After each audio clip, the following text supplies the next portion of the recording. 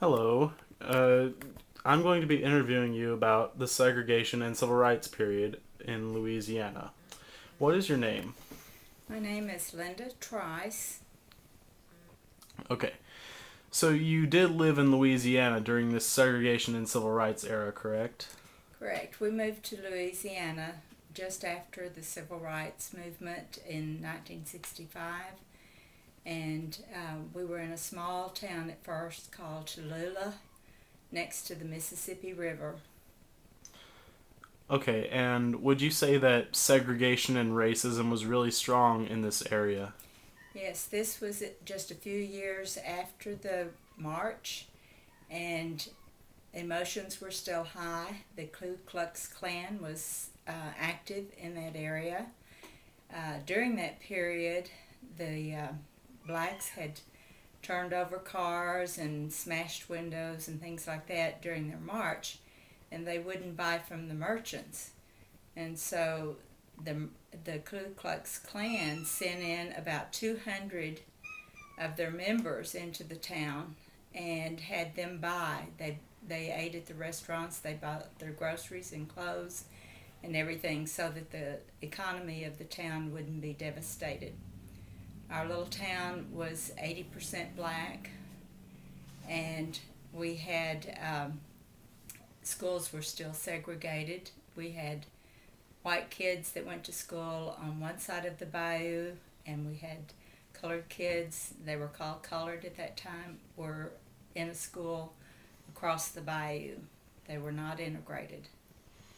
Okay, so do you, in your honest opinion, do you believe that racism is still a major issue in the United States? I believe that there are a lot of people, not just race, but religion, age, um, gender. There's a lot of dissent, and some people feel very privileged one way or the other. And I believe that yes, in some cases, there still is racism. I was not raised to be prejudiced. I didn't know prejudice until I moved to Louisiana. I grew up, had my children. We moved to Louisiana and thought everything would be fine. We went to church, and um, a black lady wanted to come to church, and the elders there wanted to bar the door. They didn't want a colored person in their church. That's the first time I'd ever experienced racism. Um, a little bit later, a black lady from Washington, D.C., and her child, and this same lady came to our service on Wednesday night, and the men were very upset. And the women refused to get up and teach the children for their Bible school. I didn't realize what was happening. I got up, I thought the lady was sick, and she folded her arms and said no, she wasn't teaching that class with that colored kid. And I cried. Hmm. So, how do you propose we put an end to prejudice in this country?